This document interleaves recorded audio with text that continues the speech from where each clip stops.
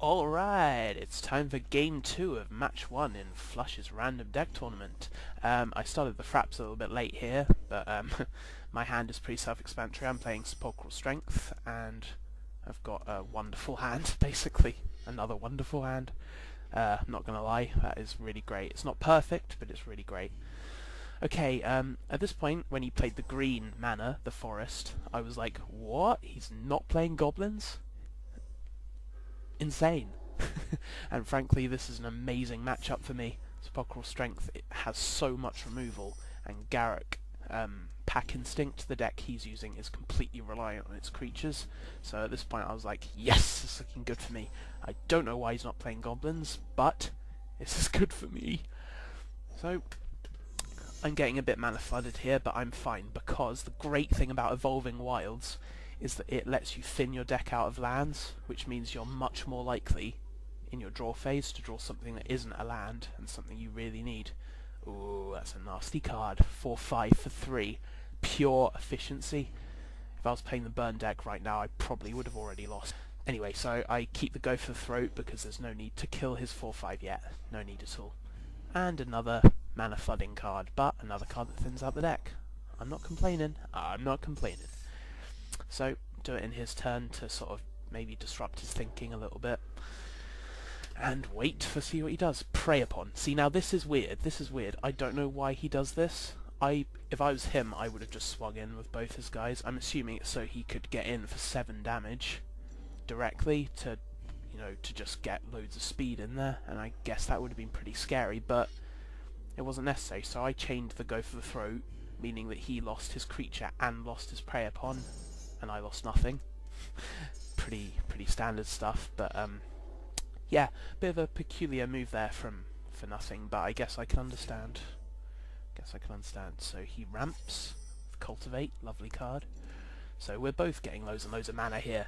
The thing is, my deck is similar to his in that it's got quite a lot of green sort of stompy creatures, but I've got all the removal, whereas his deck doesn't have much, and he just used up one of his only removal spells. And it didn't do anything. Alright, Drana, amazing card. So a lot of people don't run it in Sepulchral Strength, which is understandable because there's just so many good cards in this deck, and she's okay. Oh, Chameleon Colossus. One of the only cards in that deck that could really cause me a severe problem because of its protection from black. But, of course, thank you Sepulchral Strength for having almost every single card in the deck being amazing. I draw Lord of Extinction. I check the graveyards for how strong my Lord will be. It will be an 8/8. That's good enough. That's good enough. Who needs Hexproof from my green card in my hand? Who needs it? Just checking Drana, because I don't play this card very often, so making sure I understand her effect. Swing in. Now here, I'm just going to go for it. Basically, it's now become a damage race because his guy has pro-black, which means nothing in my deck, basically. Well, almost nothing in my deck will be able to deal with it. I can't block it, can't do damage to it, can't remove it with Go for the Throat. There are only a couple of cards in my deck that can kill it, which are my sweepers, which obviously I do not have. So he swings in. Not quite sure why. It's a bit of a weird choice. I wouldn't have swung in there, but it's understandable. He plays his big stompy, obviously assuming that he's going to have blockers next turn. Haha. Sorry, my friend, sorry. Go for the throat! Which kills it, sends 2 more cards to the graveyard, making my Lord a 10/10. I draw Blood Artist. Very, very nice card, very underrated. I've actually underrated it a lot myself in the past. But yeah, thinking about what to do here. I choose to buff Drana. He already knows that I've chosen the right thing to do. He says GG. And indeed it is GG, my friend. Quite a simple game there, but I thought I was in a bit of trouble there when he drew his protection from black guy, but I swing in for the win, and that is the match over.